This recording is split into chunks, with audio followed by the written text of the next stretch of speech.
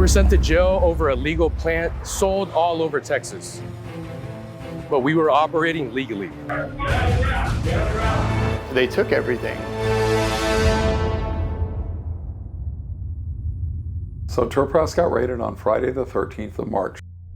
We were conducting business as usual. It's about 6:30 in the evening. I was in the office working on some designs. Then that's when I saw on the camera that they're all lining up along the windows.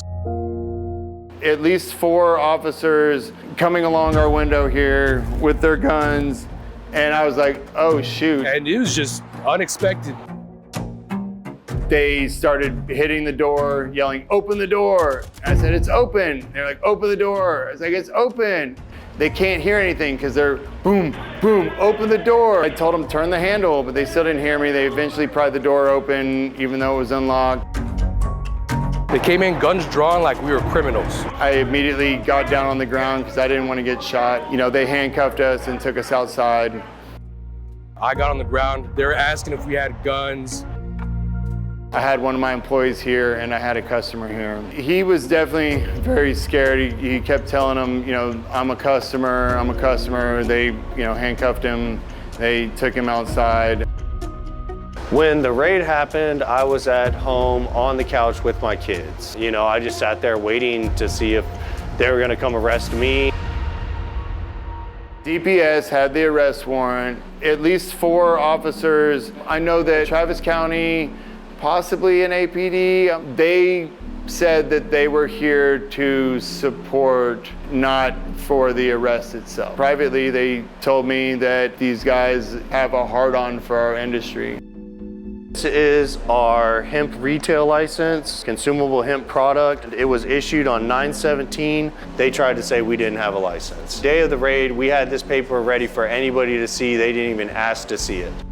I was arrested and booked into Travis County Jail. I was there for about 48 hours. So for about 2 days, I was in a holding cell and I didn't know what was going on. They put us in jail for 2 days for what?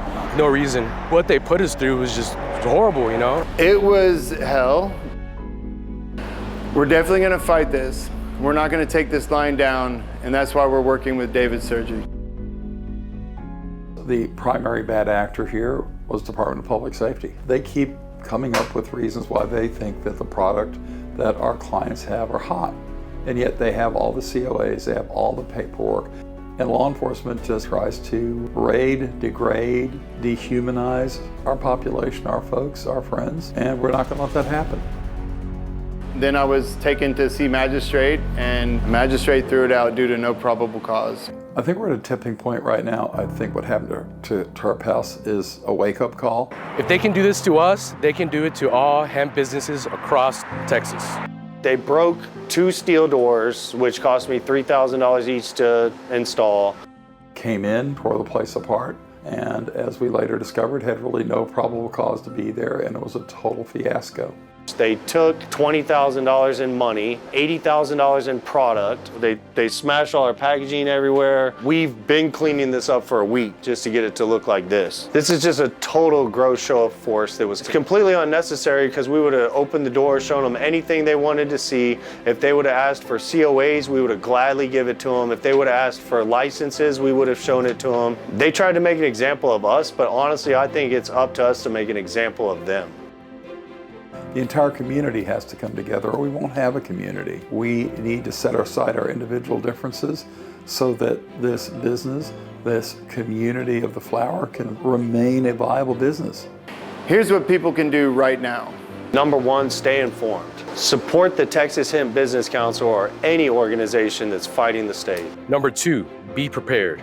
Know your rights, stay compliant, and be ready to defend your business. Number 3, speak up. Contact DSHS. Demand clarity and fair enforcement. And I think it's a great idea to share this video and let's all stand together. And if you have any questions, feel free to call me. I'm here as a resource, not just as a lawyer.